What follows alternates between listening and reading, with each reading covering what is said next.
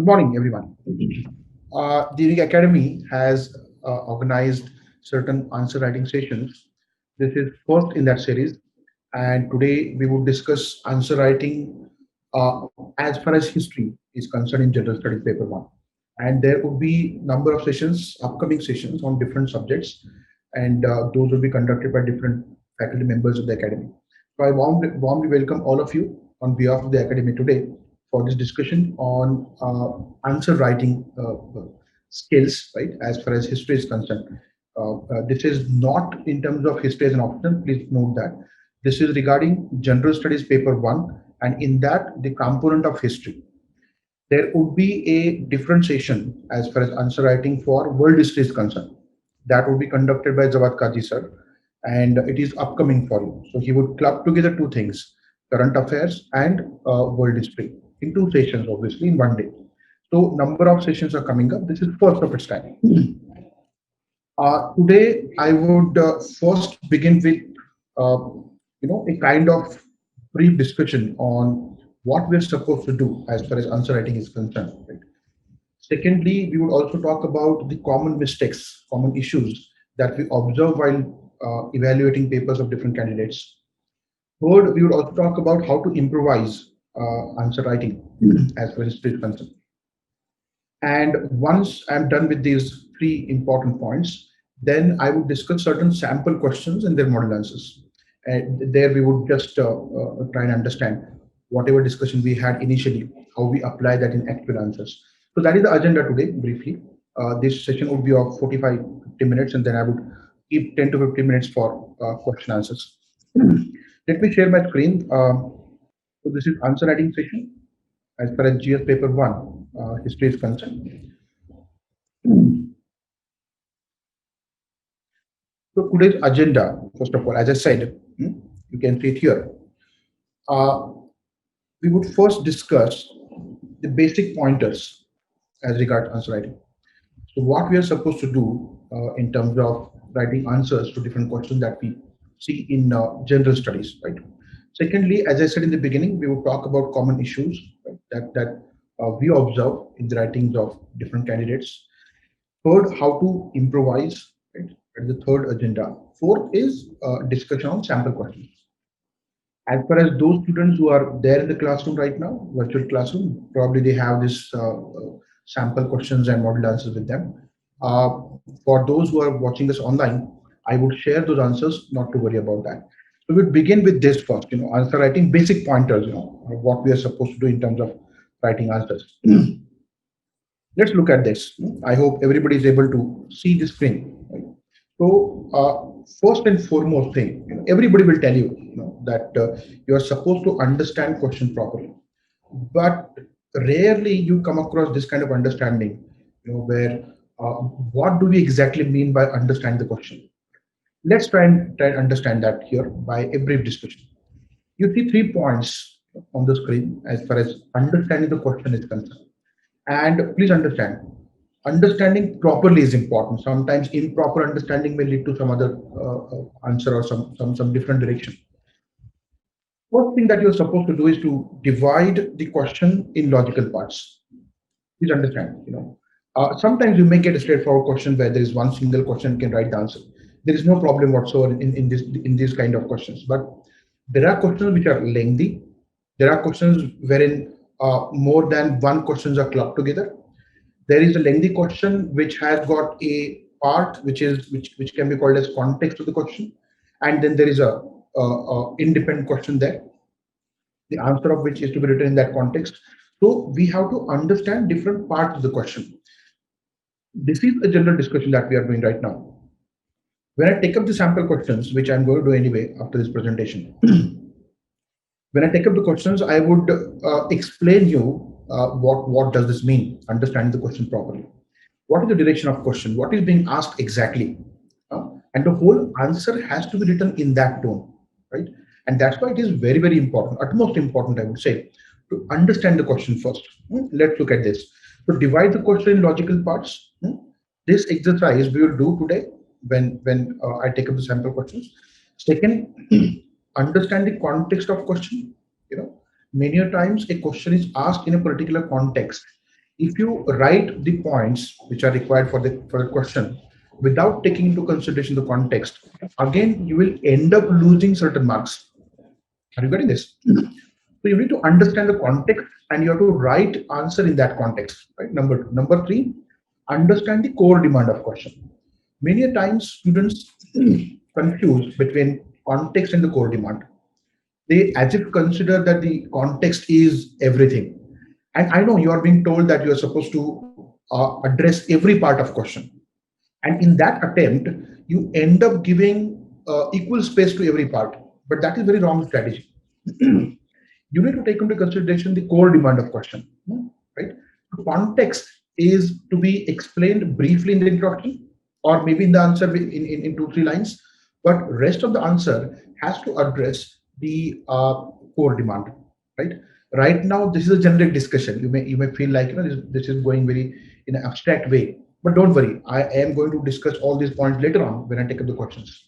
This is a brief introductory discussion, so don't worry about if you're not able to understand fully. But just keep in mind these pointers because we are going to apply that while discussing the sample questions. Context is something which is to be kept to the minimum, and the core demand of the question has to be answered. So the core demand should get more space in the answer. That's the basic expectation. There are many students, candidates who write a lot about context and one paragraph somewhere addresses core demand. So that is not the justice given to the question, right? So please understand this context is to be kept to the minimum. But again, it is not to be forgotten, right? And sometimes it so happens that suppose if that question is a plain question without context, you may write certain points. If the context is added, you may write the same points, but in the flavor of that context. So this has to be understood. Otherwise, both the answers are same, even if the questions are different. I hope you understand that. So it is important to understand the context of question. Third, understand the core demand. So we must be able to distinguish between what is context, right, and what is the core demand.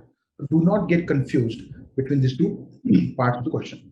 So 3 pointers as far as understanding the question is concerned. Number one, divide the question in logical parts. Number two, understand the context. You may underline that and say C, context.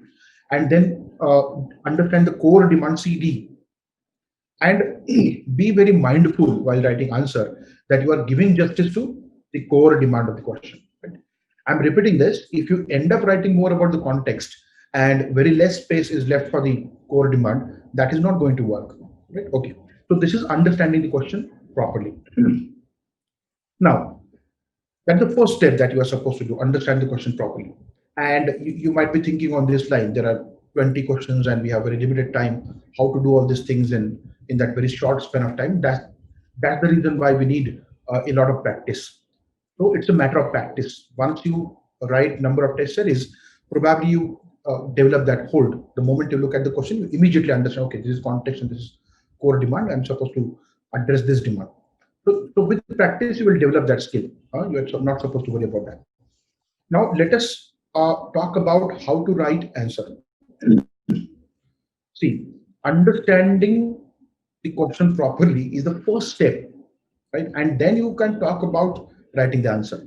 Okay. So any answer for that matter has got 3 parts: introduction, main body, and then conclusion. I agree that in case of 10 markers, you have to really make things quick. There is a word limit of 150 words. So you have to come up with introduction of 1 or 2 sentences at the most. And similarly, conclusion also 1 or 2 sentences at the most. And most of the part is to be dedicated to the core demand of the question, main body. However, again, if suppose there is a 10 marker and there are 2 questions clubbed together, in that case, forget about everything else and address those 2 parts. Do not think of introduction and conclusion for that matter. So more than one questions are clubbed in a 10 marker. Tell yourself, directly hit the first question within that question. And second paragraph, go for the second question. So in 10 marker, if there are more than one questions, do not think of introduction and conclusion. I'm telling you. Because already there is a limit of 150 words. So 75 words each maybe. And it depends. It depends. If suppose the first question says, briefly explain and then discuss. So briefly explain should get a space of 30% or so, 30 to 35%. So 65 to 70% has to be given to that discuss part. So you have to judiciously understand, the demand of question, and accordingly you have to give the weightage to different parts of the question. I hope you understand that. So introduction, main body, and conclusion when there is one single question, whether it is 10 marker or 20 marker. In case of 10 marker, if there are more than one questions clubbed together, come to the question directly. I hope that is clear. Now, how do we introduce a particular answer? That is very, very important. I know that it's a very cliched kind of a thing that people say that first impression is the last impression, etc., etc. But irrespective of that, uh, from the evaluator's point of view,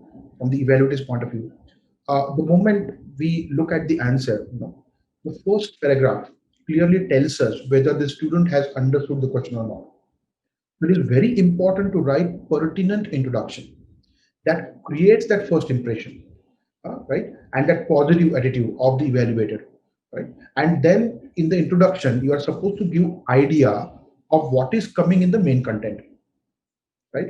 So it should be kind of a summary of what is coming in the main content.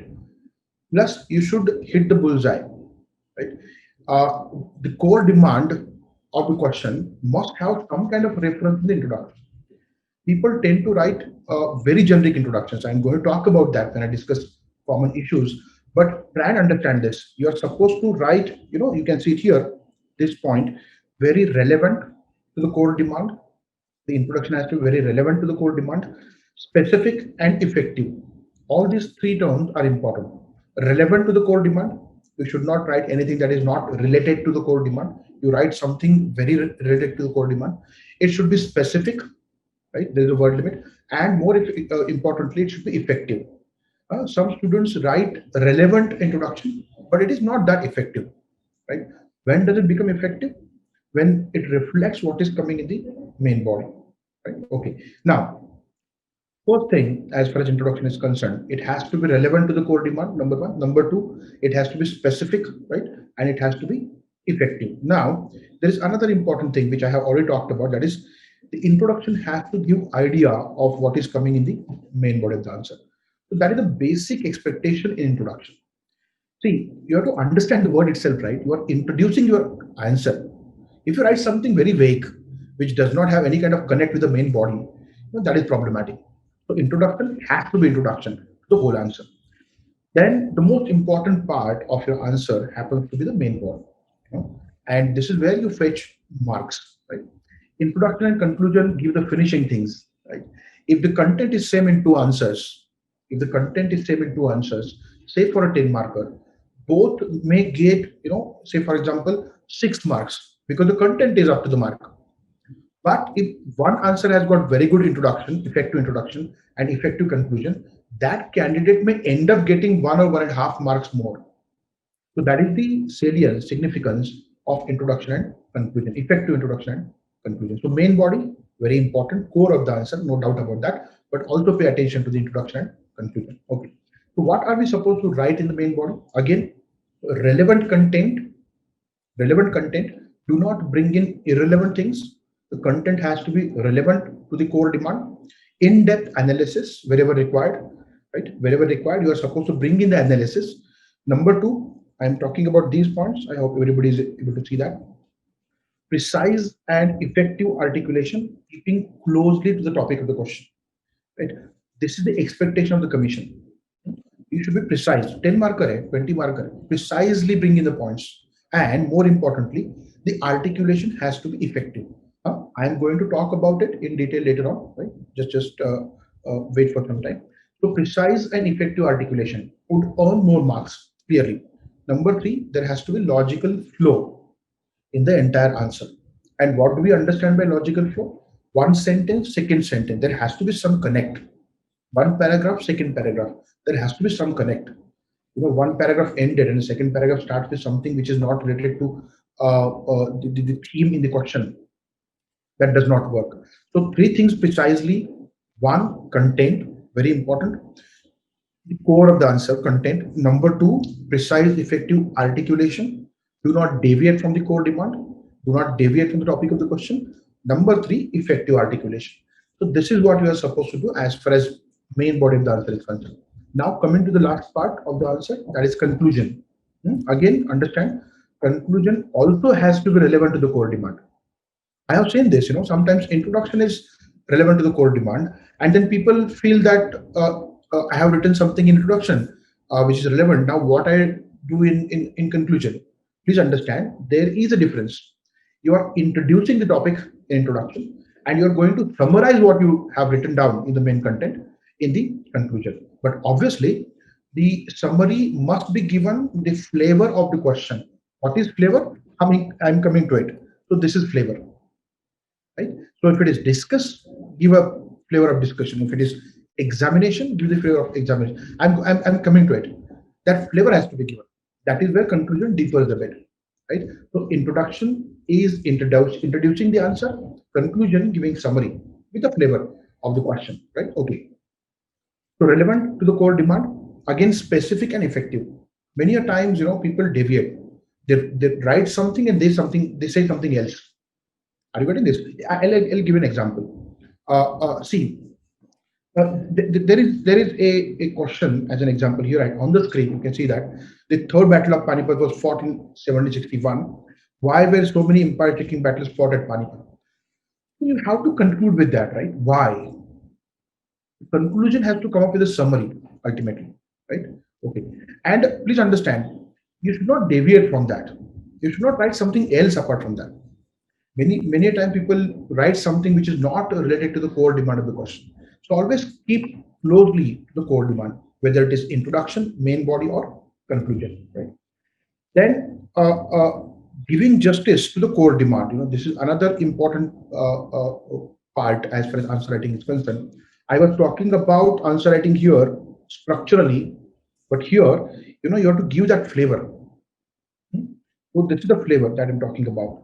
So if it is discuss, the discussion has to come, right? If it is examination, you have to bring pros and cons, right?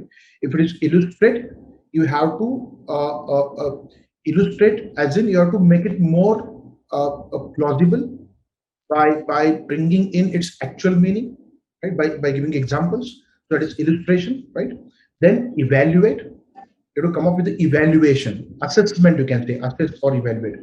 So you have to bring in the evaluation. Then comment, right? You have to bring in your comment.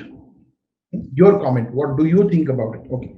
Then account for is like giving reasons for it.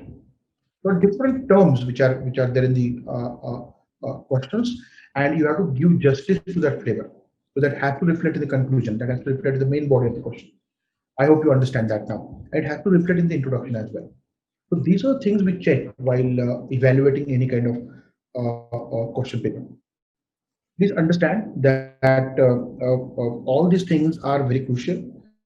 If you write something, for example, if the question is discussed and if you're examining it, it's the wrong direction.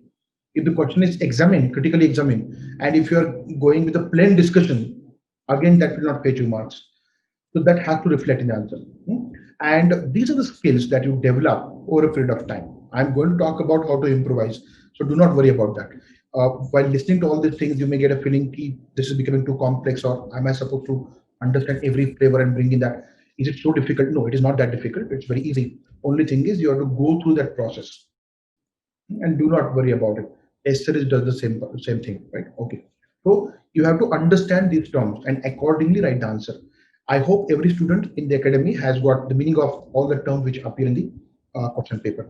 There is a separate booklet, and you understand the meaning of each term that appears in the question paper. So I don't need to explain that any further, right? So we have an example here.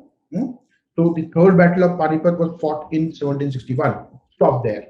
That is the first part of question, and obviously that's the context, right? And people they feel that there is a mention of third battle of Panipat, so I'm supposed to write about third battle of Panipat first, and then only go for the causes. That's the wrong thinking.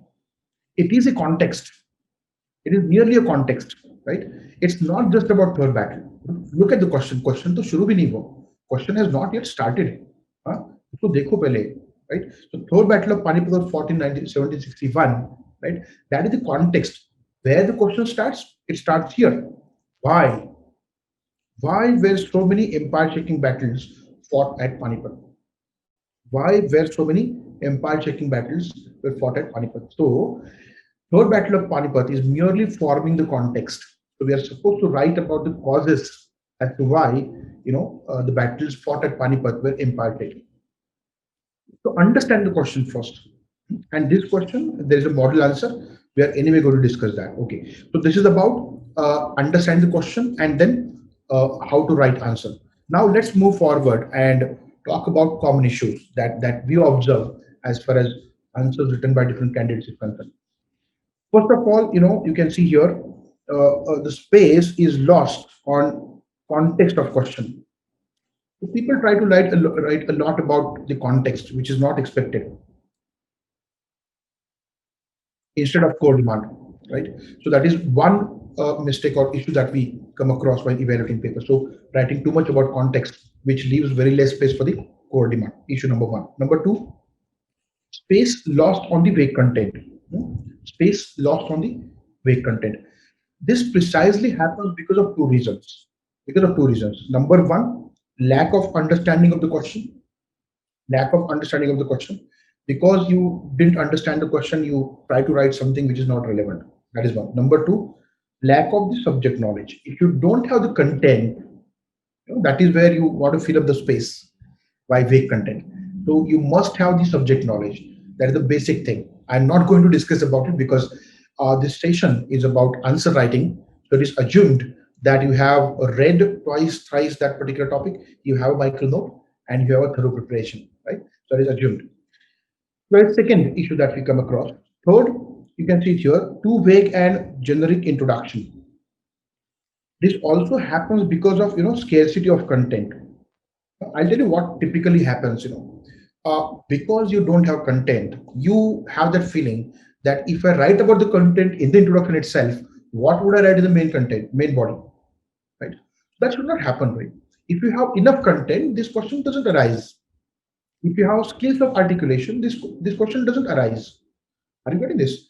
So to understand that you touch the subject, use the summary of what is coming in the main content, and then the main content has to be articulated. So if content is there, this problem doesn't arise. Number one. Number two, you have to keep in mind core demand while writing conclusion. People while writing the answer, in the flow of writing answer, they end up writing something else in conclusion because there is a flow to the answer. But before writing the conclusion, you should again look at the question, right? Till the point of time where you are habitual to writing conclusions which are relevant to the core demand. Look at the question and keep that question in mind and then write conclusion. So we have seen this, there is very good answer, but conclusion is something, which is not relevant. So again, you end up losing half of 1 mark there. So pay attention to the conclusion as well. Then, language and articulation. Language and articulation, very important. See, do not ignore your language. Language has to be really effective. I'm not saying wonderful language. You're not supposed to become Shashi Tharoor for that matter, right? Just keep it simple, grammatically correct. That is very important. You can see it here. Avoid grammatical mistakes. Why have I mentioned this here? See, this is not a class on English language, right? But I have seen while checking mains for answer sheet this year that candidates commit a lot of grammatical mistakes. Please understand. I pointed out here so that they correct it. But the evaluator, who is appointed by UPSC, is least bothered about it. The moment he notices that there are many grammatical mistakes, that may create a negative impression that this person doesn't have at least basic thing, that is language and articulation. So please improve your grammar. Simple language, effective language, a language with which you are able to express yourself. So that is the basic minimum requirement of this examination, right? And then sentence construction, very important.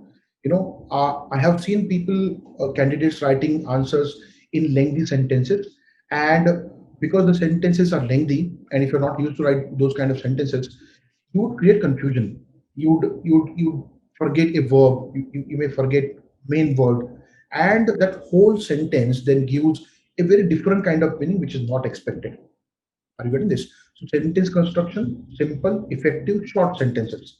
So that could really fetch you more marks. If you make it complex without actual meaning to it, you will end up losing the marks. But the point, we have to write it that way in the answer sheet. The whole paragraph, I just mark it and say, or rephrase it. rephrase it, or write in a proper manner, appropriate articulation expected. So these comments we give, because that whole paragraph doesn't give any kind of meaning to the reader. That may give the meaning to that person who has written that answer, but you have to ultimately convey it to the evaluator. Always keep that in mind. So simple, effective language and articulation is what is required as far as answer writing is concerned. So these are common issues that I came across while evaluating different papers. Now, the cardinal point, very important, but how to really improve the answer writing? Let us look at it. So this is a simple to-do list, which I have talked about in the classroom number of times. Before we talk about answer writing, the basic thing that you're supposed to do is to study properly, right? And what does that mean? You can see it here. Whatever sources you have, NCRT and then standard reference books and class notes and current affairs study material, etc., etc. Whatever study material you have, you should understand each topic thoroughly. Thorough understanding, I'm telling you, thorough understanding. Then read it twice and then prepare a micro note, right? So yesterday and day before, the candidates who qualified for the mains had to write four papers. Morning session GS paper one, afternoon session GS paper two. Again, yesterday morning session GS paper three, afternoon session GS paper four. And all of us are aware of the fact that these four GS papers have got number of subjects. Both are subjects here, right? And you have to revise them, and you have very short span of time.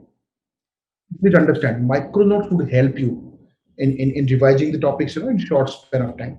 What is need of the examination? Okay, so prepare your micro notes. That is very, very important. As far as history is concerned, because this is a session on history answer writing, there are a few important things that you should keep in mind. You can see it here. I'm talking about these things. So first of all, understand historical evolution and change. It is not about cramming the facts. It is not about by hearting the things alone, right? You have to understand the change over a particular time period, how the history has evolved, right? So evolution and change has to be taken into consideration, because number of times questions are directly related to evolution and change, right? You may not get question which is related to a particular time period, right? It talks about the entire time period across history. That evolutionary part, that part of continuity and change, has to be understood. Number one. Number two, revise important historical events, right? Then features, personalities, and chronology. Okay, I know, looking at this content, historical events, and then features, personalities, these points may not scare you, but the last point may scare you, chronology, right? Immediately questions come out, how to remember the dates and how to remember the years. When I say chronology, it is not necessary always that you are supposed to remember every date. Approximately, you should understand, okay, this came first, this came later. But when you revise multiple times, you tend to remember the years as well. Are you getting this? So at least important events, you should know the years of those events, right? That is the result of the entire process. Do not expect that after first reading you will tend to remember every year that you read. Do not expect that. But when you go through that process of multiple revisions, you will remember those things. So revision is the key, right? Then understand salient political, social, economic, cultural impacts. See what has happened. That is one. What has changed, evolved. That is second. And then what is the impact of that change or evolution? That impact is in different fields. Impact in the political field, impact in the social field, impact in the economic field, impact in the cultural field. So that is history all about, right? So what has happened? What is the background to it? Evolution में पता चलेगा. Change क्या हुआ है? Continuity क्या है? Right? Evolution में पता चलेगा. Then what is the actual event? Who are the important persons? Right? And then chronology and all that. And then ultimately, what is the impact of it? So precisely these three things you should keep in mind while studying history. And these three things would help you write answers as well. Right? Okay. So this is about studying that subject. Then, as I said, prepare micro notes, very important, because last minute revision is possible only with the micro note. Micro note should not be verbose. Right? You should write precisely that phrase which is required. Then revise multiple times, very important again, as many times as possible, so that the core content appears in the answer. Improve language and articulation. See, you may ask me कि ये कैसे करना है, right? Simple सी चीज है, when you talk about language, two things are to be taken into consideration. One is vocabulary. Increase your vocabulary as you read, right? Second, pay attention to the sentence construction whenever you read something. So these two things would help you. If you have serious problems with the grammar, pick any small grammar book and try to construct sentences. Maybe 15 minutes a day. That is also enough, and you can easily take out that time, right? So once you do that, once you're confident of the grammar, then there is no need to go back again to that book, right? Okay. So sentence construction, vocabulary, these two things are important as far as language is concerned. Articulation is something more than the language. So language plus the paragraph formation, right? Logical flow, arrangement of the whole answer, that is articulation. Along with the subject matter, along with the language of the subject. So that is the articulation that you learn from the books, that you learn from the sources of your study. Right? Okay. Then very important, work on the feedback. The feedback that, I have seen this, people write answers every day. That is fair enough, but point is, if I write answer today and it is not evaluated, I am writing another answer. Where is the time for improvisation? If I write one answer, get it evaluated, look at the feedback, work on it, then I write another answer. That makes sense. Right? Practice for the sake of practice, repeating the same mistakes again and again, that won't help you. Everyday answer writing is to be done by the person who has already done all these things, in terms of reading, micro notes, undergoing that test series process. For them, it is okay, but those who are beginners, those who are in the middle of the examination preparation, they're supposed to write the answers, get it evaluated, work on the feedback, then go to the next answer by avoiding the mistakes that you committed. That is what I call working on the feedback. Without working on the feedback, if you go with the next answer, it doesn't make sense again. So this is what you are supposed to do in terms of answer writing. Now, let me go to that part, where uh, uh, uh, just a moment, I'm sharing other documents. Give me a moment so that we directly get into the answers now, question and answers. Right. I hope this is visible to everyone. There are 13 questions. I would try to cover as many as possible. Okay. I hope this is visible to everyone. So these are 13 questions that I intend to cover today. Let's see how many we can really do that. Okay.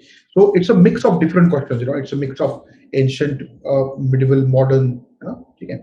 So let us try and understand these questions, and understanding questions, that is one, and then we'll also try to understand how to write answers based on the discussion that we had initially. Okay. So this is the question paper, and now I would share the model answers, right? And please understand, model answers are model answers. It's a type where some students may come up with some different content and that is equally relevant. It would fetch good marks again. But model answers से क्या सीखना है? You have to understand how to write answers. Right? Content is also important, no doubt. But someone may come up with some other content. That's fair enough. But the point is, are you able to write a coherent answer, a logical answer? That is what we are supposed to see as far as model answers are concerned, right? Okay. Let's begin with this. अच्छा, Marathi मीडियमचा issue आहे का? बरं बरं, हां बरं. मला वाटतं आतापर्यंत जे बोललोय ते कळलंय ना तुम्हाला? मी आतापर्यंत जे बोललोय, मला वाटतं ते कळलंय असं मी गृहीत धरतो. पण तरी मराठीमध्ये जर तुम्हाला हवं असेल तर पटकन सांगतो. म्हणजे सुरुवातीला मी काय बोललो होतो की प्रश्न आपल्याला व्यवस्थित समजला पाहिजे, बरोबर? प्रश्नाचे तुकडे करता आले पाहिजेत आणि प्रत्येक तुकड्यामध्ये काही ना काही वेगळा अर्थ असतो. समजा खूप मोठा प्रश्न आहे, ते तुकडे करता आले पाहिजे. एखादा प्रश्न असतो खूपच साधा, ते ठीक आहे, मी तुम्ही सरळ उत्तर लिहू शकता. पण मग मोठा प्रश्न असेल तर तुकडे करायचे, त्याच्यामध्ये संदर्भ काय प्रश्नाचा, बरोबर, आणि मुख्य प्रश्न काय हे कळलं पाहिजे. बऱ्याचदा मुलं संदर्भावर सगळं लेखन करतात, राईट? संपूर्ण उत्तर संदर्भावर जायला लागतं. पण संदर्भ हा केवळ संदर्भ आहे प्रश्नाचा. खरं तर मुख्य प्रश्नावर उत्तर आलं पाहिजे. तर मुख्य प्रश्नावर उत्तर येतच नाही आणि मग त्याला मार्क मिळत नाही. समजा 2 पानं तुम्हाला दिलेली आहेत, 150 शब्दांचं तुम्हाला उत्तर लिहायचं आहे आणि 150 पैकी तुम्ही 100 शब्द समजा कॉन्टेक्स्टवर किंवा संदर्भावर लिहायला लागलात, तर 50 शब्द फक्त उरतात तुम्हाला मुख्य प्रश्नावर. ते सरळ सरळ तो मुख्य प्रश्नावरचा अन्याय आहे. आलं लक्षात? त्यामुळे तुम्हाला प्रश्न व्यवस्थित वाचणे, तो व्यवस्थित समजून घेणे अतिशय गरजेचं आहे. बरोबर? हा एक मुद्दा मी मांडला होता सुरुवातीला. प्रश्न व्यवस्थित तुकड्यामध्ये विभागणे, प्रत्येक तुकड्याचा अर्थ समजून घेणे, संदर्भ काय, मुख्य प्रश्न काय, हे दोन्ही समजून घेणे आणि मगच उत्तर लिहिणे. हा पहिला भाग होता. दुसरा भाग उत्तर लिहित असताना ते 3 भाग आहेत. बरोबर? उत्तराची सुरुवात किंवा ओळख, त्यानंतर मुख्य गाभा आपल्या उत्तराचा आणि मग समारोप. आलं लक्षात? मग तो जो ओळखीचा भाग आहे सुरुवातीचा आणि तो जो समारोपाचा भाग आहे, दोन्ही हे अ, 2 चांगले शब्द आहेत मराठीमध्ये. सुरुवात आणि समारोप उत्तराची ही प्रश्नाला अनुसरून म्हणजेच प्रासंगिक आणि प्रस्तुत असावी. रेलेव्हंट ज्याला म्हणतात. प्रस्तुत आणि प्रासंगिक. म्हणजे काय प्रश्न विचारलाय त्या संदर्भात सुरुवात आणि त्याला अनुसरून सुरुवात आणि त्याला अनुसरूनच समारोप असला पाहिजे. काहीतरी वेगळं लिहायचं नाही म्हणजे. ओके. दुसरा भाग जेव्हा आपण मेन कंटेंट असं म्हणतो, मुख्य गाभा उत्तराचा, तो तर सरळ सरळ मुख्य प्रश्नाला अनुसरून असला पाहिजे. त्याच्यामध्ये तुम्ही स्पष्टपणे काय तो महत्वाचा कंटेंट तो आणला पाहिजे. बरोबर? आणि दुसरा महत्वाचा भाग जो मी बोललो होतो त्या मुख्य कंटेंटमध्ये, तुमची भाषा आणि तुमची अभिव्यक्ती या दोन्ही गोष्टी चांगल्या हव्यात. दोन्हीमध्ये फरक आहे पुन्हा भाषा आणि अभिव्यक्ती. भाषा चांगली असते एखाद्याची, पण तो काय बोलतोय कळत नाही. त्याला अर्थ नाही म्हणजे. ही संपूर्ण अभिव्यक्ती कशी असली पाहिजे? तर्कसंगत असली पाहिजे. सुसंगत असली पाहिजे. हे पहिलं वाक्य काहीतरी लिहिलं आणि दुसरं काहीतरी लिहिलं. त्याच्यामध्ये विसंगती आहे. त्याला अर्थ नाही. तो प्रत्येक वाक्यामध्ये एक फ्लो असला पाहिजे, एक प्रवाह असला पाहिजे विचारांचा. बरोबर? आणि 2 पॅराग्राफमध्ये सुद्धा तो कनेक्ट किंवा तो संबंध असला पाहिजे. एक तार्किक संबंध ज्याला म्हणतो. तर्कसंगत, सुसंगत लिहिणे मेन बॉडीमध्ये. आणि तसंच पुन्हा कन्क्लुजनमध्ये तुम्ही जे लिहिताय ते प्रश्नातल्या मुख्य गाभ्याला अनुसरून आहे का? हे बघणं गरजेचं आहे. बरोबर? तुमच्या कन्क्लुजनमध्ये किंवा समारोपामध्ये. त्यानंतर ते स्पेसिफिक म्हणजे अगदी मुख्य गाभ्याला प्रश्नातल्या समोर ठेवून तुम्ही ते लिहिलं पाहिजे. बरोबर? स्पष्ट असं. आणि महत्वाचं ते परिणामकारक असायला हवं. आणि त्याच्यामध्ये आपण काय लिहिलंय त्याचा समारोप शब्दातच आहे ना. कन्क्लूड समारोप करा म्हणजे. समारोप करा. तिसरंच काहीतरी लिहू नका. हा तो मुद्दा आन्सर रायटिंगच्या बाबतीमध्ये. आणि जे तुम्हाला मी वेगळे ज्या समस्या सांगितल्या इंग्रजीमध्ये बोललो मी त्या बाबतीमध्ये, त्यात काय मी सांगितलं होतं थोडक्यामध्ये म्हणजे अ, बरीच मुलं ही अशा काही मुद्द्यावर लिहायला लागतात ज्याचा प्रत्येक संबंध नसतो प्रश्नाशी. त्याला आपण काय म्हणू अस्पष्ट अशा प्रकारचं कंटेंट. बरोबर. असा काही कंटेंट येतो जो सरळ सरळ संबंधित नाहीये प्रश्नावर. हे केव्हा होतं जेव्हा तुमच्याकडे कंटेंटच नाही, मुख्य गाभाच नाही, वाचलंच नाही तुम्ही, मग तुम्ही काहीतरी लिहायला लागता. म्हणजे इंट्रोडक्शन मध्ये काहीतरी लिहायचं, मग ते मुख्य गाभ्यात काहीतरी लिहायचं. मुख्य विषयाला धरून कंटेंट येत नाही. त्याची 2 कारण. एक तर प्रश्न न समजणे आणि दुसरं काय तुम्हाला तो जो प्रश्न विचारलाय त्याबद्दल ती माहितीच नसणे. हे झालं की मग ते अस्पष्ट कंटेंट यायला लागतो. आलं लक्षात? आशय जो आहे तुमच्या उत्तराचा अस्पष्ट असायला नको. तो स्पष्ट अगदी विषयाला धरून असायला हवा. हे मी सांगितलं होतं. तर तुम्हाला जी स्पेस दिली आहे, जी जागा दिली ना, तर ती जागा उत्तरासाठी दिलेली ती व्यवस्थित वापरता आली पाहिजे. अस्पष्ट माहितीसाठी संपूर्ण जागा व्यापली गेली आणि जे उत्तर अपेक्षित होतं ते एखाद्या पॅराग्राफमध्ये मार्क्स मिळत नाहीत म्हणजे. आलं लक्षात?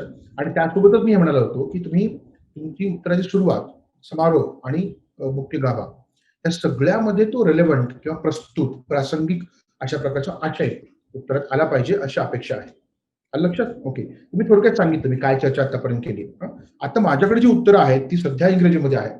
मग याचं भाषांतर करून तुम्हाला दिलं जाईल. त्याची काळजी करू नका. ठीक आहे? मला असं वाटतं की हिंदी चालेल का सगळ्यांना? म्हणजे मला थोडं ते बरं पडेल म्हणजे. प्रत्येक वेळेस स्विच करणं कठीण आहे. पण मग थोडंसं मी हिंदी बोलतो. मला वाटतं हिंदी समजायला काही अडचण येऊ नये कोणालाही. मराठी असेल किंवा इंग्रजी मीडियम असेल. तरी मी प्रयत्न करतोच आहे. ठीक आहे. Look at this first question now. Mesolithic rock cut architecture of India. Mesolithic rock cut architecture of India not only reflect the cultural life of the times, but also a fine aesthetic sense comparable to modern painting. Critically evaluate this comment. So, आता इथं काय करायचं म्हणजे what is to be done here? What is to be done here? Again, divide it in parts. How many parts you can really make out of this question? Many rather. Okay. I would, stop at the first word itself. Mesolithic. Identify that. Look at that in the history, in the evolution. So Paleo, Meso, Neo, Chalcolithic. So Mesolithic. That precisely talking about that period of Stone Age, which is called Middle Stone Age, right? Number one. Then they're talking about rock cut architecture of India. Rock cut architecture, right? Architecture could be constructed or it could be carved out from the rocks.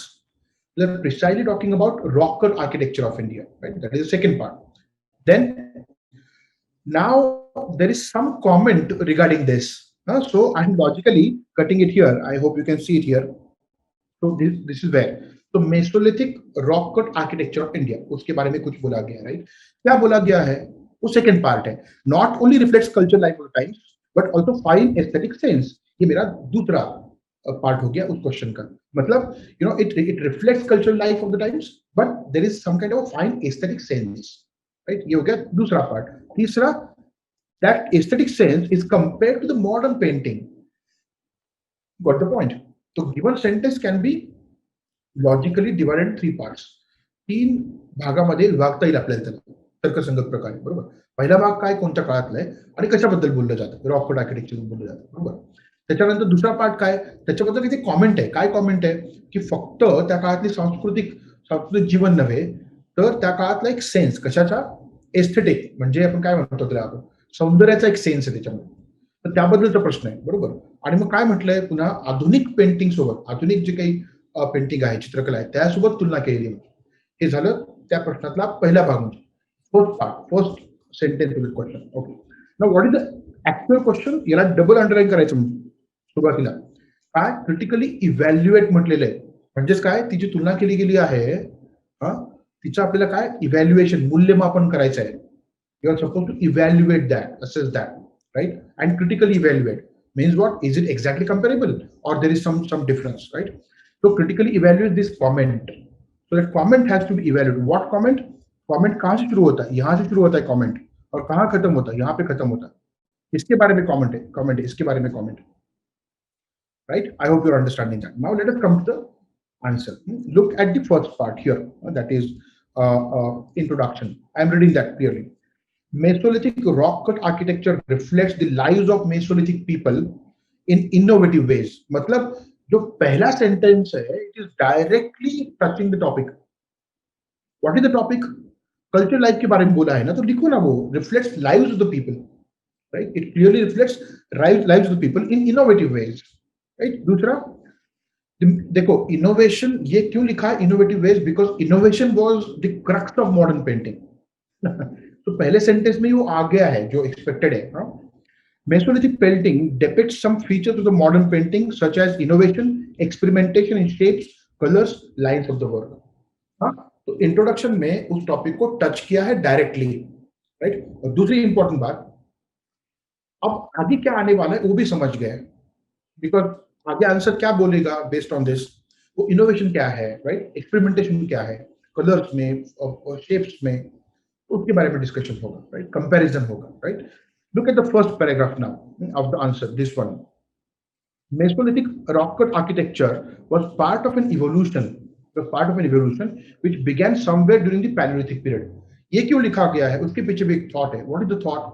See, entire lithic architecture, even today historians are divided कि कौन सा palaeo है, कौन सा meso है, कौन सा new है, right? So there is an evolution. You can clearly say it, हाँ यही एक मेसोलिथिक है. ये बोलना मुश्किल है, इसलिए बोला गया कि it is part of evolution. Number one, okay.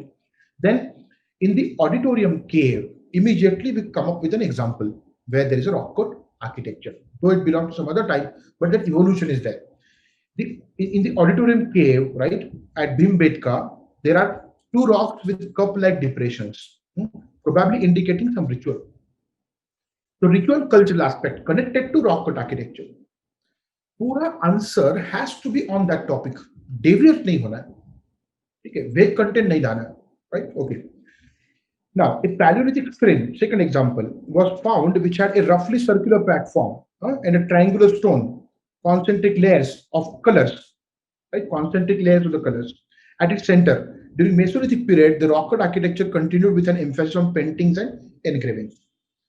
तो मेसोलिथिक टाइम पे रॉक कट आर्किटेक्चर का मतलब ये नहीं कि अंदर बहुत बड़े बिल्डिंग्स बनाए उन्होंने, नहीं. इनिशियल फेज था. तो आर्किटेक्चर का मेजर पॉइंट क्या है? It's about decoration, try to understand. कभी कभी लोगों को लगता है कि आर्किटेक्चर का मतलब बिल्डिंग्स बनाए उन लोगों ने नहीं. It was a very primitive phase of human life. You understand that. तो वहां पे ये बता दिया फर्स्ट पैराग्राफ में कुछ एग्जांपल्स देके, it is more about paintings and engravings. Now second paragraph would explain that. See, now comparison, like the modern paintings, Mesolithic painting was non-figurative. ये सारे, these are all characteristics of modern painting now. Non-figurative, emphasized abstract geometric, non-geometric patterns. एक traditionally एक set thing था कि हाँ जो है वो दिखाना है. नहीं, मॉडर्न पेंटिंग ने बोला कि हम जो इमेजिन करते हैं, हमको जो लगता है वो दिखाएंगे. Right? So non-figurative, right? Then abstract, geometric, non-geometric kind of shapes we observe in modern painting. So do we observe that in Mesolithic painting? Examples. So animals, both abstract, which is a modern element, then realistic, which is a traditional element. दोनों का mix है. मतलब हमने यही पे बता दिया कि इवेल्युएशन क्या है. क्या इवेल्युएशन है? पूरा मॉडर्न नहीं है. It's a mix of both traditional and modern. So critically evaluate is getting justified here. Okay, so it is both abstract and realistic, depicted in outline form, fuller form, X-ray form. Outline form, merely forming the outline. Now, fuller form, complete picture is painted, showing the complete shape, not just a sketch. Right? So X-ray, sometimes what is there inside that body is also depicted. For example, pregnant animals are shown in Mesolithic painting. Right? So अंदर कुछ एक छोटा सा animal दिखाया हुआ है. Right? A person is eating something, food. तो उसके पेट में मछली दिखाई है. So he is eating fish. So X-ray painting, that kind of thing we see as far as Mesolithic painting is concerned. So example now, Bhimbetka boar is an example of the abstract animal. Abstract animal, right? So Bhimbetka boar and the painting found at Jaora, right? This is completely abstract. Bhimbetka जो bore है at least वो उसकी parts तो realistic है and the entire animal is imaginary. But this painting found at Jaora is absolutely abstract. We don't have any kind of meaning out of it even today. So it depends on one's own interpretation. It is fully open to interpretation, right? So these are the examples of abstract painting, right? The latter, this one, is open to interpretation even today. Some paintings depict the rituals related to hunting and fertility, and even the sexual activities. So ongoing culture at that time is reflected. तो question में जो अलग अलग terms है उस सभी को हम जस्टिफाई कर रहे हैं. Right? Please understand. See sometimes you are told कि हाँ सब कुछ define. No, you are not supposed to define that. That has to come in the answer. Right? Do not do it separately. Coherence निकल जाता है answer. Let the things come in a flow. Answer के flow में चीजें आने दो. ठीक है? Dancers are shown some kind of ritual again, which give a sense of mobility, जो एक modern aspect है. Right? So paragraph 1 tells us certain examples where we define rock cut architecture, what it does. Painting engraving, तो उसमें comparison क्या है modern painting का. ये दो पैराग्राफ मैंने दो अलग पैराग्राफ किए बिकॉज दोनों का सब्जेक्ट मैटर अलग है. Some people unnecessarily make two paragraphs. मैं बोलता हूं वहां पे कमेंट मार्जिन में कि इसको एक ही पैराग्राफ कर दो क्योंकि कोई चेंज नहीं है. If there is a change in subject, right, I defined कि पहले वो आर्किटेक्चर क्या था, पेंटिंग और एनग्रेविंग मेजरली, और जो थोड़ा बहुत कंस्ट्रक्शन नहीं, थोड़ा सा कार्विंग आउट जिसको बोलते हैं, उसके एग्जांपल यहाँ पे दिए थे मैंने, cup like depression all that. Apart from that, it is more about paintings and engravings. So this paragraph explains what is it exactly, paintings and engravings. ये flow होता है, right? And then ultimately give a conclusion. Thus, though Mesolithic rock architecture is primitive, right? It reflects cultural life of that time, giving justice to core demand, and exhibits certain features of modern art. Certain features, not all. So evaluation भी दे दिया, right? Then a fine sense of aesthetics in the Mesolithic art is comparable to the modern painting to a certain degree. तो certain degree evaluation है, तो वो reflect होना चाहिए आपके conclusion में. I hope you understood this now. तो इस पूरे आंसर को I have just tried to kind of बोलते हैं ना कि postmortem report of the answer based on the parameters that we set in the first part of this entire lecture. I hope that makes sense now. Introduction अलग होता है, conclusion अलग होता है, मेन कंटेंट अलग होता है, बट ये तभी पॉसिबल है जब आपके पास कंटेंट हो. So before jumping on to the answer writing session, the first thing is you prepare first. You must have a content. तुमच्याकडे आधी ती माहिती पाहिजे तरच तुम्ही आन्सर रायटिंग बद्दल बोलू शकता. हा पुढचा विचार करतो आपण. I know that people are talking about this examination being purely examination of writing, but then what would you write if you don't know it in the first place, right? So focus on first study. Right? And then you undergo a session where you start honing your writing skills. And the time period has to be given. You cannot be in a hurry, right? Okay. So this is the first model answer. Now, look at the question number two. To what extent has urban planning and culture of the Indus Valley civilization provided inputs of present day urbanization? Now, again, discuss. There are two parts. There are two parts again. You can see it here. क्या पूछा है? To what extent बोला है, right? तो आपको वो extent बताना पड़ेगा. Number one, ठीक है. Then it talks about urban planning and culture of the Indus Valley civilization. Right? To what extent this provides inputs to the present day urbanization. तीन parts बन गए फिर से. Question mark है. तो what extent आपको address करना पड़ेगा. Number one. लेकिन address करने के बाद आपको discuss भी करना है.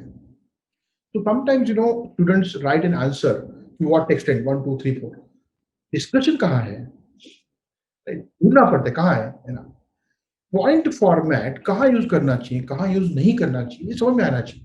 Not every answer cannot, not every answer can be put into point format. जब आपको illustrate बोला है, how can you use point format? Right? And suppose you use point format even for the illustration, right? So point one, तो illustrate हुआ है कि नहीं हुआ है, कि बस एक line लिख के छोड़ दिया है. But writing one line and jotting down the points, ये कब करोगे आप? Account for बोला है, give reasons बोला है, right? What are the reasons बोला है, तब लिखो चलेगा. लेकिन जब डिस्कस बोला है, एक्सप्लेन बोला है, इलस्ट्रेट बोला है, you should illustrate, discuss, explain, evaluate.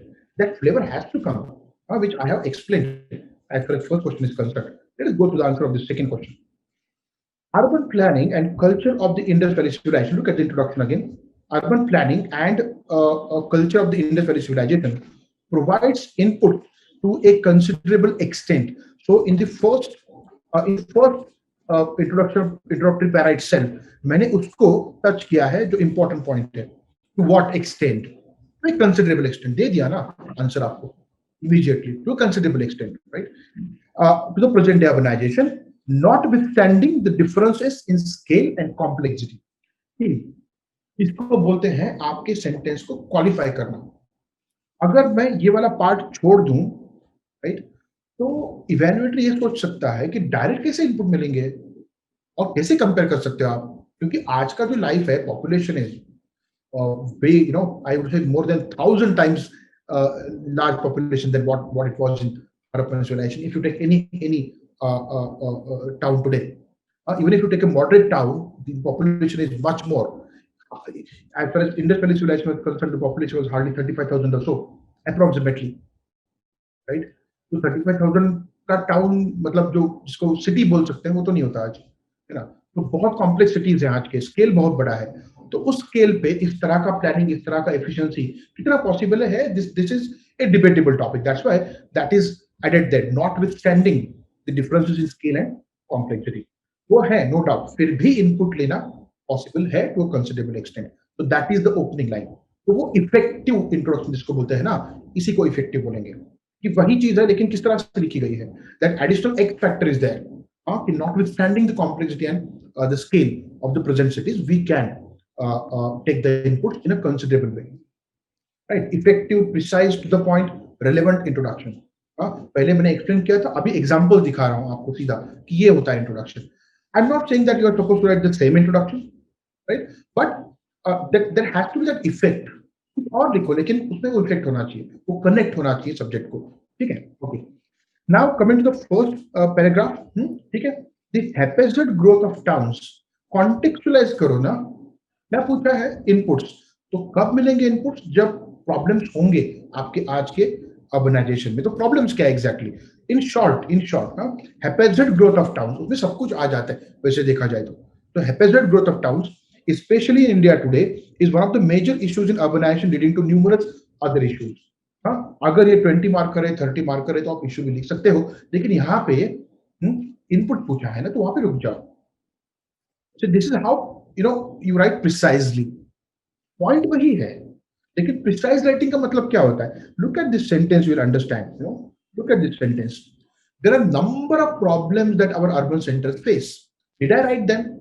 And if I write them, do I have any kind of space left for the actual answer? No. Precise writing. So in one sentence, I just give the idea that there are a number of problems which are related to precisely the haphazard growth of the towns. That means unplanned growth of the towns, right? So the problems we know them. Let us not repeat that. So highly planned cities of Indus Valley civilization. So unplanned haphazard today's towns and highly planned. तो यहीं पे आ गया ना क्या क्या लेना है exactly आप जब आंसर लिखते हो इसी को आर्टिकुलेशन बोलेंगे इसी को इफेक्टिव राइटिंग बोलेंगे effective writing I hope you understand that so the highly planned cities of IVC provide significant inputs to the present day urbanization, such as जो है input लिखो एक दो तीन चार. So what is that? Arrangement of houses, segregation of official and public buildings, right? And then arrangement of roads, right? And then elaborate underground drainage system. Then see all these things are very very important. इसको फिर से elaborate किया जा सकता है. When I say arrangement of houses, it's about residential area कैसे plan किया है. Is there access of road to each house? And is there access to the road to each house which has got drainage system? So number of things will come in the moment we say arrangement of houses, right? And we can also talk about arrangement within houses. What is that? There is a common courtyard, right? There are rooms arranged around the courtyard. There is a dedicated sanitation section, bathroom and toilet. तो ये मैं कब लिखूंगा अगर मुझे उतना space दिया होगा तो. But the point is I have to compare, discuss the comparison, not get into each and every detail. अगर ये पूछा जाएगा कि हाँ आप एक्सप्लेन करो हड़प्पन टाउन प्लानिंग पूरा तो वहां पे शायद मैं लिखूंगा लेकिन I have to compare two things modern town planning and the Harappan town planning right so I have to keep it brief precise remaining within the confines of the word limit तो ये वो art होता है हाँ जब आपको पता होता है वो प्रिसाइजली कैसे लिखना है हाँ ये बात अलग है कि पता ही है पता है नहीं तो फिर कुछ ना कुछ वेग लिखोगे आप that really doesn't even merit a discussion उसके ऊपर तो डिस्कशन भी नहीं हो सकता क्योंकि पहली बात तो उसमें यही है बाकी सब छोड़ दो कंटेंट कहाँ है ये तो बातें बहुत आए कि मैं कर रहा हूँ जब कंटेंट है तो कैसे लिखना है so I'm not going to touch that topic because for that you have to study properly. I'm repeating that number of times. Now, most of the urban centers in India lack planning with a few exceptions like Chandigarh. To what extent बोला है ना, right? तो आपको ये भी तो दिखाना पड़ेगा कि हाँ कुछ टाउन्स है जहाँ पे प्लानिंग है. So one good example is Chandigarh, जहाँ पे planned town दिखता है हमको है ना. So yes, that is one example. Now, this is about town planning. But look at the question again. Going back, it is about urban planning. It is also about culture. It is also about culture. So I have to write about culture. तो मैंने दो paragraph किए. एक paragraph town planning के बारे में बात कर रहा है, दूसरा पैराग्राफ अर्बन कल्चर के बारे में बात करेगा. This one, right? तो urban culture of IVC was characterized by more or less egalitarian society. Egalitarian. Immediately that point comes here. Egalitarian society. So means what? More or less equal society. ऐसा नहीं था कि बहुत बड़े houses है और बाकी लोगों के झोपड़े हैं, राइट? हाँ, हाउसेस बड़े छोटे होंगे, बट सभी के पास हाउसेस है. हाँ, अब आप बोलोगे नहीं वो झोपड़पट्टी थी लेकिन वो नहीं रही. Wall है ना? There's a wall, right? And in that wall, the entire space is occupied the houses. So historians have concluded that it was more or less egalitarian society. उसके ऊपर डिबेट ना किए हुए लिखो, it was more or less egalitarian society. Urban culture तब का है ना? Okay. So in today's urban centers, extreme inequality can be observed. High-rise buildings and slums. दिसत ना आपल्याला म्हणजे टोकाची विषमता दिसायला लागते पण त्या इंडस व्हॅली सिव्हिलायझेशन मध्ये आपल्याला कळतं की नाही बऱ्यापैकी समानता असलेला समाज तो आहे म्हणजे ठीक आहे okay numerous craft based industries provided livelihood आता कल्चरल एस्पेक्ट है राइट तो क्राफ्ट बेस्ड मैं जब बोलूंगा तो इकोनॉमिक होता है but the moment I talk about livelihood I am touching that urban culture कि हाई अर्बन कल्चर किस बेसिस पे था craft based industries providing the livelihood then impressive water management इसमें कौन सा कल्चरल एस्पेक्ट है एक तो hygiene availability of water to hai no doubt hygiene so people had high regard for the hygiene they paid a lot of attention to the hygienic conditions of living right so through sanitary arrangements were remarkable are you getting this so that is how you have to bring in the urban culture so considering all these elements it can be said that the administration of town was quite efficient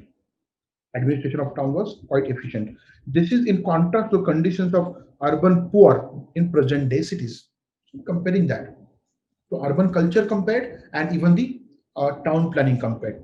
So that makes that entire answer complete answer. Look at the conclusion now. In the context of numerous issues faced by urban centers today, such as slums, urban poverty, unemployment, unhygienic living conditions, the urban planning and culture of industrialization provides input to a considerable extent. To what extent? I already explained कर चुका हूँ दो paragraph में. तो that is what I call answer writing. ठीक है, फिर से वही मैं बात बता रहा हूँ आपको कि शायद आपकी लैंग्वेज अलग हो, that is fair enough, as long as it is effective and conveying the meaning without grammatical mistakes. मैं नहीं बोल रहा हूँ कि यही ऐसे ही लिखना है, no, you may have your own language, you may have your own points, but somewhere the whole answer has to be congruent, the whole answer has to be consistent, right? That is the whole point here. Look at the next question, question number 3. The third battle of Panipat was fought in 1661. I have already talked about this. ये context है, सवाल क्या है? Why were so many empire-shaking battles fought at Panipat? ठीक है, अब यहाँ पे आप point format use कर सकते हो. So, this is introduction, then 1, 2, 3. You can do that here, no problem at all. ठीक है, you can do that here. So, look at the introduction. 3 battles of Panipat shook 3 empires. एक battle के बारे में है नहीं ना, why were so many बोला है ना, you cannot end up writing about only one battle, that is third battle, no. So 3 battles of Panipat shook 3 empires in India, that is Delhi Sultanate, that is the first battle of Panipat, empire of Hemchandra, second battle of Panipat, then Mughal empire, third battle of Panipat, right? तो पहले sentence में हमने ये kind of रख दिया सामने कि yes, it is true that so many battles have shook the empires, right? Then now connect to the other demand. What is that demand? Why? Why? So I'm connecting it here. There were political, military as well as geographical reasons for empire-shaking battles being fought at Panipat. मैंने दोनों चीजों को justice दिया है. Why को justice दिया है? You can see it here. The justice is given to why, because and again, when I'm writing that second sentence in the introduction, it clearly connects me to what is coming in the answer. तो answer में क्या आएगा? वही सारे reasons आएंगे. Political reasons क्या है, military reasons क्या है, ज्योग्राफिकल रीजंस क्या है, that will come in the answer. ठीक है, ओके. सी, और पहला जो पॉइंट है आंसर में, first and third battles of Panipat were between existing empires and existing empires which are attacked during the declining phase. तो पहला पॉलिटिकल रीजन है. Why it is given here? ये ऐसे एक्सप्लिसिटली क्यों लिखा है कि फर्स्ट और थर्ड बैटल ऑफ पानीपत ये एम्पायर के डिक्लाइनिंग फेज में हुए हैं, राइट? ये इसलिए लिखना पड़ता है because whenever empires are strong, invading kings can not penetrate well inside India. Example दे रहा हूं. When Maurya Empire was at peak, Seleucus Nicator could not come inside. तो ट्रांस इंडस रीजन तक वो सीमित रहा. ट्रांस इंडस, पानीपत तो बहुत अंदर है, इसके बारे में कोई नहीं लिखता. ये लिखना चाहिए ना, पानीपत तक अंदर कैसे आता है इन्वेडिंग आर्मी, इसके बारे में कोई सोचता ही नहीं. दूसरा एग्जांपल, हुडास were repulsed by Chandragupta in Gupta times, right? तीसरा, when Gurjara Pratihara empire was there was no invasion from से अफगानिस्तान और Iran region today, Bactria Parthia. There are numerous examples. जब जो मेन एम्पायर है नॉर्थ वेस्ट में, वो जब डिक्लाइनिंग फेज में आता है ना, तो उसका वो कंट्रोल निकल जाता है नॉर्थ वेस्टर्न रीजन पे. वहां फिर infiltration and attack we observe across the history. And because the empires are weak, there is further penetration, right? तो रिस्पॉन्स लेट, तब जाके वो पानीपत पे मिलते हैं. तो ये पॉइंट आना चाहिए ना, right? Number 1. Number 2, when these empires were at their peak, foreign invasions were less and were repulsed before invaders could penetrate well inside Indian subcontinent. तो पहले 2 पॉइंट्स क्लियरली पॉलिटिकल रीजंस है, पॉलिटिकल रीजंस. ठीक है. Then during the declining years of empire, invaders penetrated well inside and confrontation took place at the battleground of Panipat, right? तो अंदर आए ना, तभी जाके पानीपत तक आ पाए. Now second battle of Panipat was between those Akbar and Hemchandra. See, यहाँ पे फर्स्ट एंड थर्ड बैटल के बारे में बात की मैंने, अब सेकंड बैटल के बारे में हुआ claiming Delhi in A tussle for power with in India. तो अंदर की बात थी, दिल्ली के लिए फिर battle ground near by it is Panipat. ठीक है, it is not about invading and defending kind of thing. Okay. Since medieval period, Delhi assumed significance as center of political power, right? Empires in India had Delhi as capital, so obviously the target would be Delhi. ठीक है. Invasions on these empires were from northwest, as Himalayan ranges and Indian Ocean provided natural defense on other sides. तो आप बताओ ना, पानीपत ही क्यों? हाँ, मद्रास क्यों नहीं, चेन्नई क्यों नहीं, है ना, या फिर मैसूर क्यों नहीं, कोलकाता क्यों नहीं, है ना, पानीपत ही क्यों? तो ये बताना पड़ेगा आपको. नेचुरल डिफेंस है बाकी जगह पे. difficult terrain है, ocean है, right? Then next point, as invasions were from northwest targeting Delhi, which I have already explained, it was only natural for invader defender to meet at battleground of Panipat, which lies on the Grand Trunk Road. So that is another important information that comes, right? Grand Trunk Road पे है तो movement के लिए आसानी हो जाती है, right? Then geographical region, plain air near Yamuna provided ideal battleground for the Panipat. So political, military aspect and geographical aspects are clubbed together here.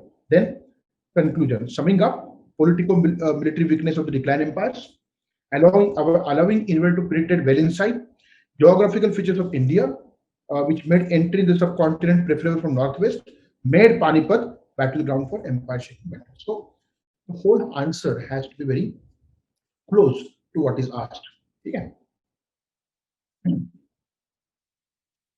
Now, what I would do is I would pick a question from the modern India now, because it's not possible to cover all 13 questions. We are running short of time. Let me pick a question from modern history. That is India's struggle for independence. Okay. This one we can consider. Question number 10 in your answer sheet.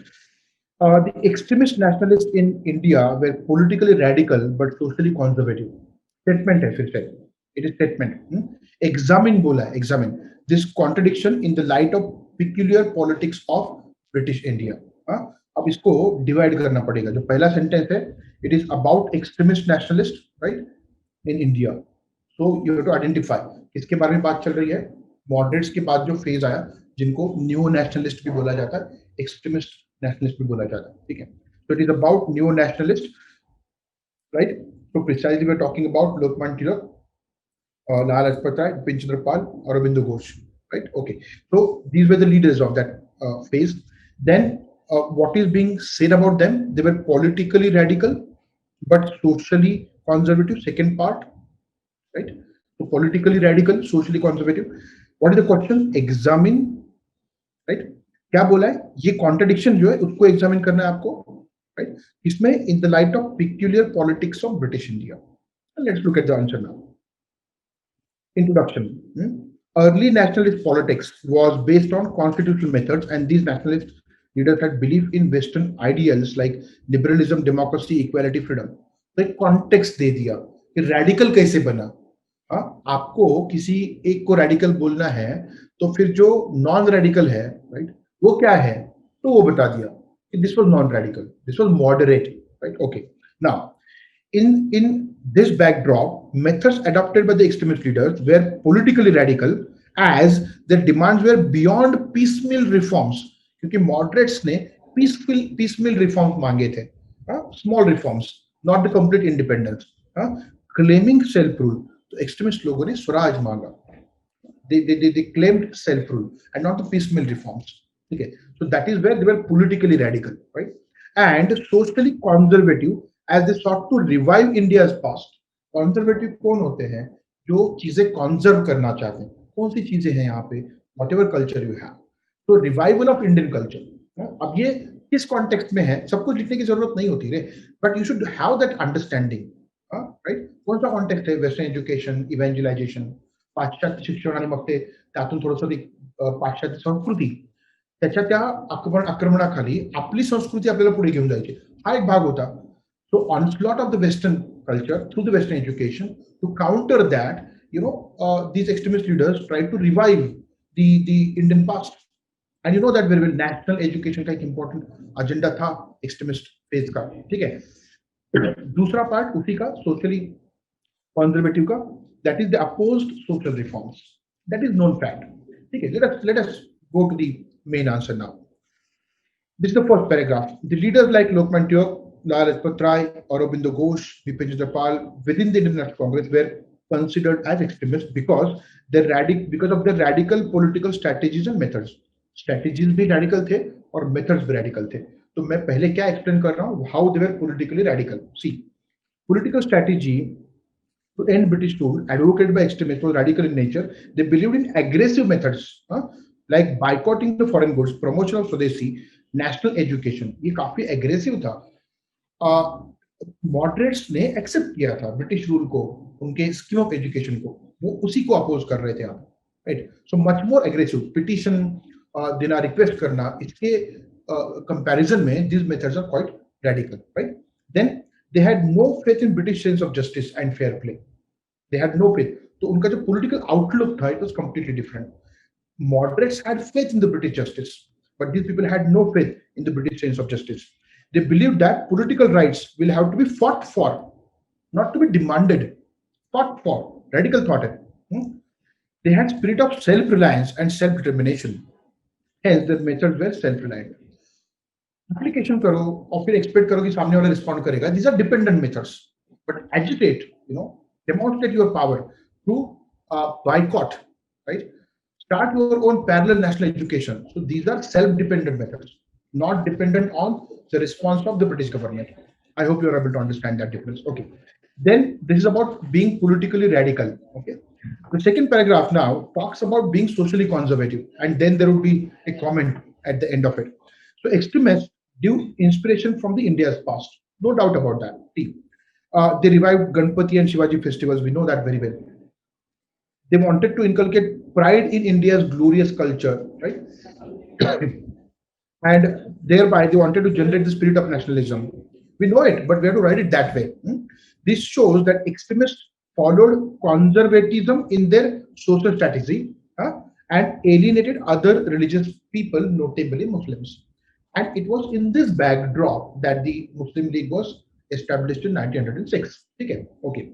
Now, their social strategy, lacked radicalism, which was there in the political strategy. यहाँ पे वो radical नहीं थे. कैसे दिखता है वो? Tuyak's opposition to Indian National Social Conference, age of consent bill, right? अब ये हो गया एक पार्ट. एग्जामिन बोला है ना, एग्जामिन बोला है तो दूसरा साइड भी लेके आओ ना. What is the दूसरा side? It is argued that Tuyak did so on two grounds. उसका justification. What is that? He was opposed to reforms by the alien government, number one. Number two, he did not want to weaken the political struggle against British. समाज में कोई बड़ा change लाना है तो लोग immediately उसको एक्सेप्ट नहीं करते. If we bring the change, that too by the alien government, that would create divides in the single front that Tuyak was trying to create against the alien government, that is political struggle. तो वो भी लिख दो आप तो examination complete होगा, right? तो दे वर socially conservative, but why? दोनों साइड्स. अब ये बात अलग है, कुछ लोग बोलेंगे कि इसकी जरूरत नहीं थी, they could have been socially progressive and national struggle could have been taken forward simultaneously, etcetera etcetera. You don't go into the debate because that is not the question. जो क्वेश्चन है वो लिख के चले जाओ, ठीक है? So we have written what is required. Now the conclusion, notwithstanding the reasons कुछ भी हो, ठीक है, दोनों तरफ से कुछ ना कुछ आर्गुमेंट्स होंगे. Notwithstanding the reasons, right? Extremists exhibited conservatism. वो दिखता है जो हमको एक्सेप्ट करना पड़ेगा. Conservatism in terms of promoting India's culture, in terms of opposing radical social reforms, right? So they exhibited conservatism in their social strategy while exhibiting radicalism in their political strategy, right? In the politics of British India, तो वो क्या है? Which has two prominent dimensions: political freedom and social reforms. So that gives us complete idea, right, of what is asked. So I am touching every part of question and answer, but at the same time उसको मैं mechanically नहीं कर रहा हूँ, right? कुछ तो लिख दिया फिर दूसरा पैराग्राफ कुछ तो है ना, अरे ये भूल गया इसके बारे में लिखना, ऐसे नहीं. कोहेरेंटली वो ऑर्गेनाइज होना चाहिए पूरा आंसर. तो राइट इन दिस फैशन, ठीक है? Okay. Another question from modern, right? Examine the role of Gandhiji in transforming Indian freedom struggle into a mass movement, right? Let us look at the answer. But yes, I hope you can point out now. अब हर question मैंने इस तरह से break करके दिखाया है तो you can easily identify क्या बोला है. Examine, right? Keep in mind that always कि हाँ examine करना पड़ता. दूसरा, role of Gandhiji in transforming Indian freedom struggle, into a mass movement. ठीक है? Okay. Now look at the introduction. Indian freedom struggle for the first time in history acquired a real mass base under Gandhiji, right? Real mass base under Gandhiji, ठीक है? With the participation of different sections. कौन से हैं? Peasant, workers, students, teachers, women, merchants, etc. What the point? So introduction में ही बोल दिया कि हाँ, it is true that under this phase there was this movement was converted into a mass movement. Now, how was it converted? Examine बोला है ना. See, Gandhiji worked for upliftment of untouchables, emancipation of women, and Hindu-Muslim unity. जो important problems थे society at that time, उन सभी को touch किया, ठीक है? This largely contributed to bring these classes into the national movement, which otherwise they were not coming into it. Right? Then examples दे दो. Gandhi's early success at Champaran, Ahmedabad, Khera, peasants को लेके आए, workers को लेके आए, right? अलग-अलग movements में उनके cause लेके, right? Peasant workers. Then under Gandhiji, Indian national movement witnessed its spread to the remotest corners of the country. Remotest corners of the country. Okay. Gandhiji transformed Indian National Congress from deliberative assembly into an organization for action. कहाँ से दिखता है? Various movements and programs. कौन से हैं? See, Indian National Congress unifying umbrella containing all sections of society. That is one. How it happened? है यहाँ पे explain किया how it happened. दूसरा, he took up the Khilafat cause in non-cooperation movement in order to effect Hindu-Muslim unity. And that was one movement where both came together, sorry, Hindus and Muslims, and fought that movement. Okay, okay. Then civil disobedience movement was truly a mass movement. ये तो known है because lakhs of people courted arrest. ये भी बता दे कि वो mass movement क्यों है exactly. What's the point? Okay, now Gandhi appeal examine करने को बोला है ना, क्यों है ये ऐसा, why it happened exactly. Gandhi's appeal in his life and manner of living life, as a common man and insistence on satyagraha and non-violence. Because kahin na kahin he was aware of the psyche of the people, right? So he based on that he devised, okay, no doubt he had his own principles and he had his own idealism. But at the same time, he was aware of the fact that people would come up with these methods and not very radical methods. That was the Indian psyche at that time. Okay. His son and wore khadi, which identified with the common people at that time, traveled in third class, then spoke in simple Hindustani languages, establishing a connect with the people, which helped him connect with the masses. Gandhi's connect with all sections of society and his understanding of their problems, helped make Indian freedom struggle truly mass struggle under him. ठीक है. अब इसमें जो examination का part है, counter कुछ है क्या? Counter, there is rarely any counter, please understand, क्योंकि उसी फेज में हुआ था. एट द मोस्ट आप क्या लिख सकते हो, इसमें लिखना ही है, वर्ड लिमिट का प्रॉब्लम था बट लिखना ही है, तो क्या लिख सकते हो? Yes, it happened in Gandhian phase, but it had a foundation laid down during moderates and the extremist phase. So it is not about Gandhi alone. There was a background work done by the moderates and extremists. And even during Gandhian phase, there were other elements as well. ये आप लिख ही सकते हो उसमें. ठीक है, okay. So this is how you are supposed to write answers considering the demand of the question. So content may vary. I'm not denying कि यही content होना चाहिए. और कुछ जैसे मैंने बोला कि और कुछ content आ सकता है. It is not to be discarded. That is there. We are not denying it. So this is how you are supposed to write answers. You have now 13 model answers. You can go through that. I am just now discussing last question. Then I will open the session for the questions. Okay. See, look at this 13th question. क्या बोला है? Examine the contradictions in India's claim. I am cutting the question right away. Right? Examine. क्या examine करना है? Contradictions. कहाँ पे? India's claim in integration of princely states. Right? Contradiction क्या था? Approach में. ठीक है. तो example भी दिए हैं question में. Junagadh, Hyderabad on one hand, and then Jammu and Kashmir on the other hand. So we have to compare Junagadh, Hyderabad on one hand and Jammu and Kashmir on the other hand. उसके handling में contradiction क्या था, उसको examine करना है. See, let us look at the introduction first. Before 15 August 1947, the rulers of most of the states had joined the Union of India except these. So that's why these three are to be compared. Junagadh desired to accede to Pakistan, while Hyderabad and Jammu Kashmir wanted to remain independent. तो contradiction बता दिया, उस case का contradiction. हाँ, दोनों में अलग अलग डिमांड्स है. Then India employed different methods to ensure their accession to Union of India. मतलब इंट्रोडक्शन में ही बता दिया कि हाँ, अप्रोचेस अलग थे, मेथड्स अलग थे, right? And some may find contradiction in that. Okay. Now case of Junagadh and Hyderabad and case of Jammu and Kashmir, उसमें डिफरेंस क्या है exactly? Rulers were Muslims, majority population was Hindu. कहाँ पे? जुनागढ़ और हैदराबाद में. Why are we talking this in communal terms? Because ultimately partition was a communal partition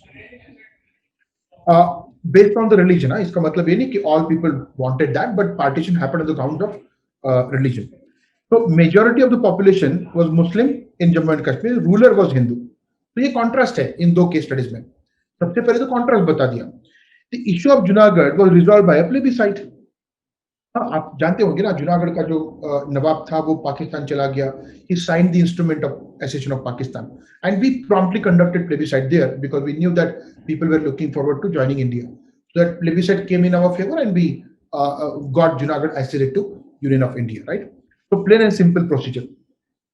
So people's desire was confirmed to join India, right? In case of Hyderabad, initially there was a standstill agreement maintaining the status quo. Negotiation चल रहे थे, right? In the meantime, movement of the people of Hyderabad state, right, against the Nizam's rule gathered force. So Nizam responded by paramilitary forces called Razakars, right, resulting in atrocities and communal violence.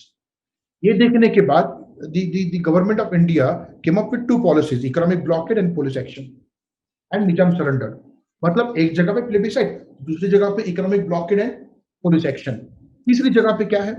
In Jammu and Kashmir now Hari Singh wanted to remain independent. ठीक है. उसके बाद फिर आजाद कश्मीर के forces, जो बोला जाता है वहां पे आजाद कश्मीर के forces, rebels we call it, right, supported by Pakistan, obviously we know that, attack Kashmir, forcing maharaja to seek help of India, right. Context में डिफाइन कर रहा हूं. Responded with military, we sent the military the moment Maharaja agreed to sign the instrument of accession, right? So condition था signing instrument of accession, right? India proposed a plebiscite in Jammu and Kashmir, जैसे हमने जूनागढ़ में किया था, ठीक है. Matter was taken to the UN. हर जगह पे अलग मेथड है. Matter was taken to the UN under resolution 47.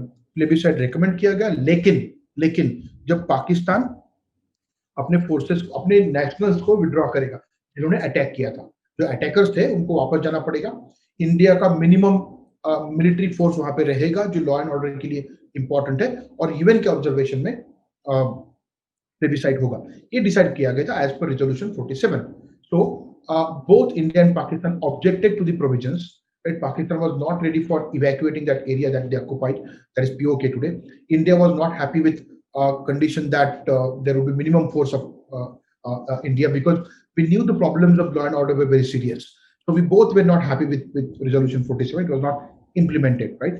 Ultimately, there was a commission, and then the matter was resolved with the status quo, that is ceasefire, right? So plebiscite was never conducted. मतलब जिस promptness से हमने plebiscite Junagadh में conduct किया था, वो जम्मू कश्मीर में नहीं हुआ. तो कॉन्ट्रास्टिंग मेथड्स है, no doubt about that. Okay, then what is the conclusion? Hence in case of Junagadh and Hyderabad, the will of people was ascertained explicitly और इम्प्लिसिटली. मतलब यहाँ पे एक्सप्लिसिटली, यहाँ पे इम्प्लिसिटली मूवमेंट हुआ था, right? Okay, but in case of Jammu and Kashmir it was avoided, leading to contradictions in the Indian claims over this states. As simple as that. जो है वो रखा है, जो पूछा गया है. I hope you understood now how we are supposed to write. All right, then. I think we can conclude here. Right? Thank you so much. We'll stop here today. Have a good day. Subscribe the Unique Academy's YouTube channel and press the bell icon for latest updates and videos.